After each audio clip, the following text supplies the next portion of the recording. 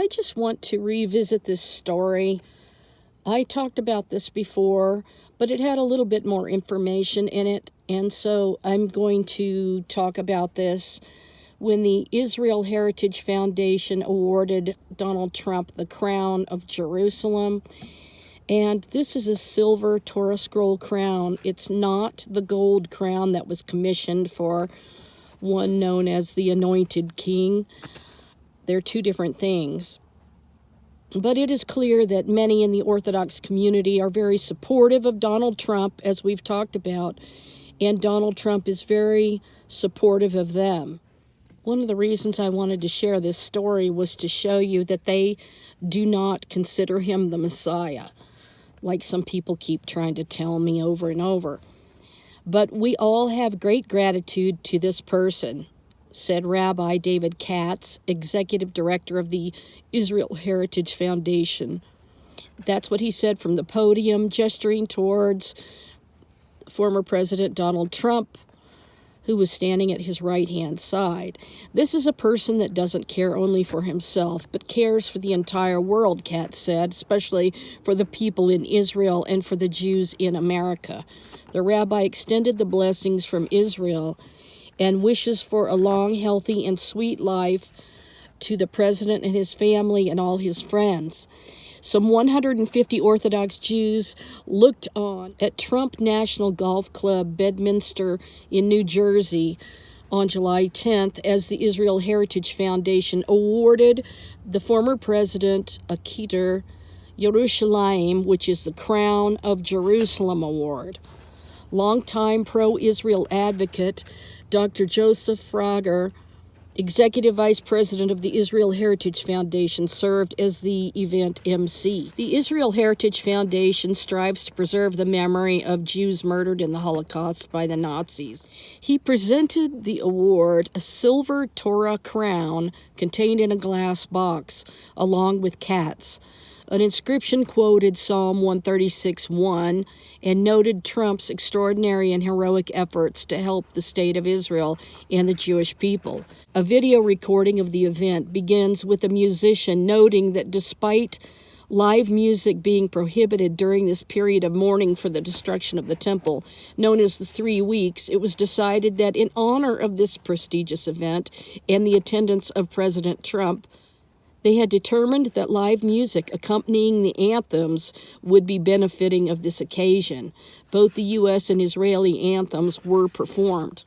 I've often heard the president lament that with all the great things he's done for the state of Israel and for the Jewish people, why is his support so low, relatively speaking? Why doesn't he get a tremendous amount of support from the Jewish people? The only thing I can think of is that after seeing myriads of miracles, only 20% of the Jews left Egypt to follow Moses into the desert, he added. So I think the president's doing pretty well, he said. Trump told the audience that the United States backs Israel, but they back it less than they used to. I was having problems getting support for Israel, and I can't really understand it. If he decided to give this up and go over to Israel, he would be elected prime minister very quickly, he added. And the former president noted that he polls at 99% in Israel, but at only 26% or 28% among U.S. Jews. I should be at 100%, he said. Trump said prior to moving the embassy that the world's most powerful leaders called him, asking him not to do it. What I did is I turned off my phone.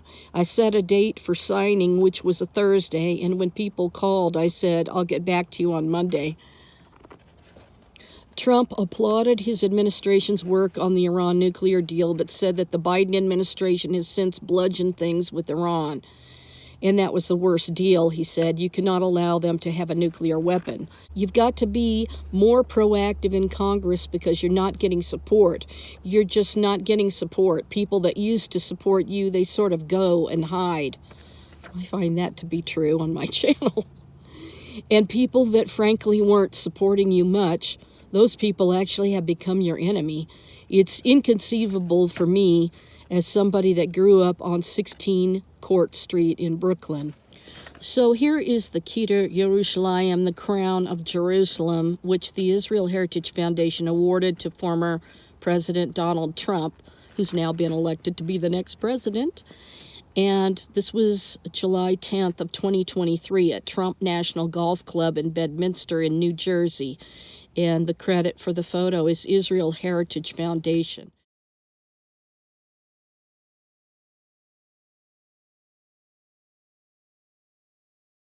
So it's a crown that goes on top of a Torah scroll. Reiterate, it's made of silver.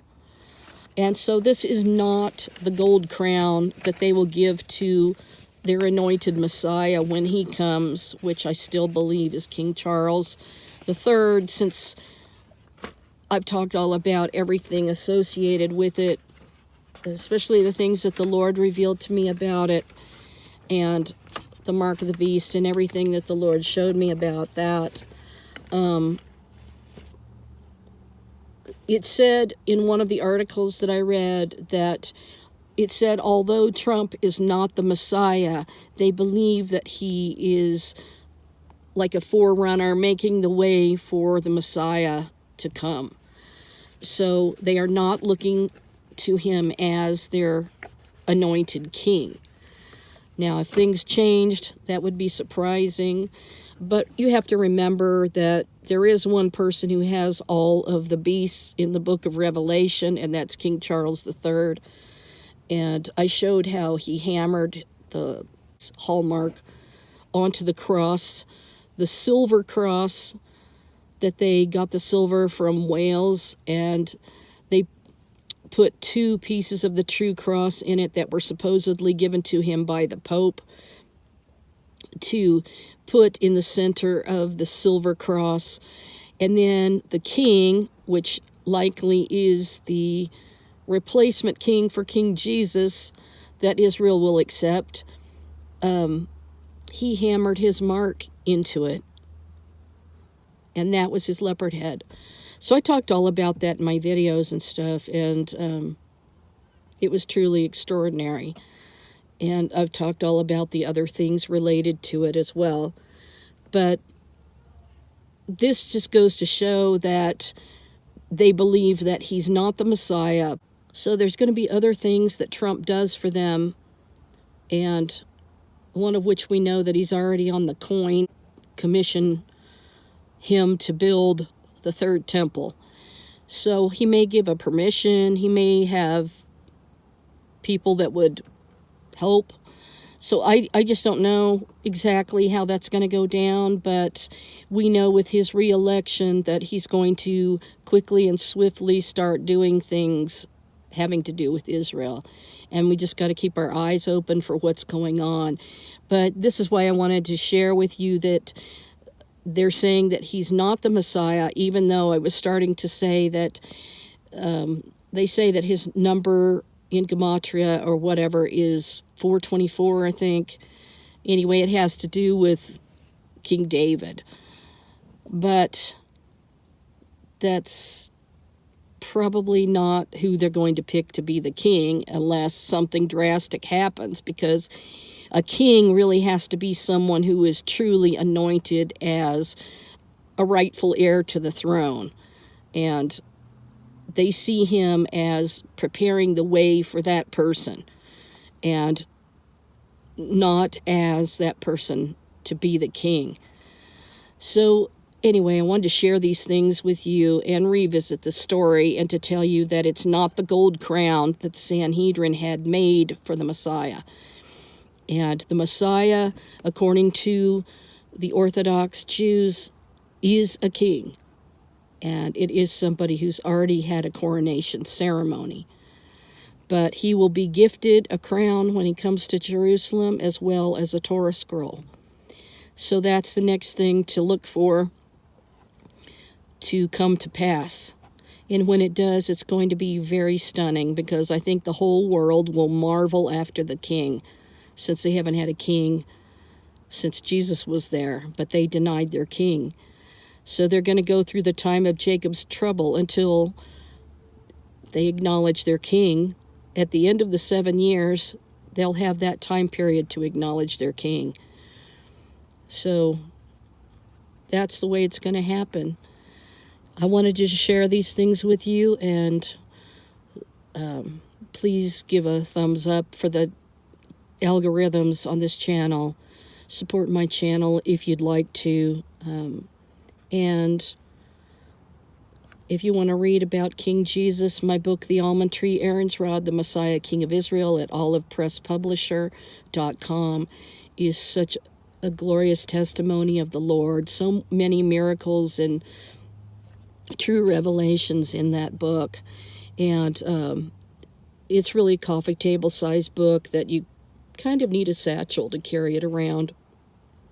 But anyway, it makes a very good Christmas gift, Hanukkah gift, and it's available at other booksellers online. But the best place to get it is through my publisher, which has a cheaper price. And we don't set the price. It's the book printing company that binds the book, and you have to pay for the binding and the paper and the ink, and then for the actual binding of the cover to the pages, and they will make it for you when you order it, so you'll get your copy right off the press. And it's published here in the United States and in England and in Australia for those that are overseas, so that it can quickly get to you as soon as possible. So olivepresspublisher.com. And if you want to support this channel, it's paypal.me/KKROCOCO. And the donation address is P.O. Box 246, Niwot, Niwot. Colorado is abbreviated CO, and it's 80544.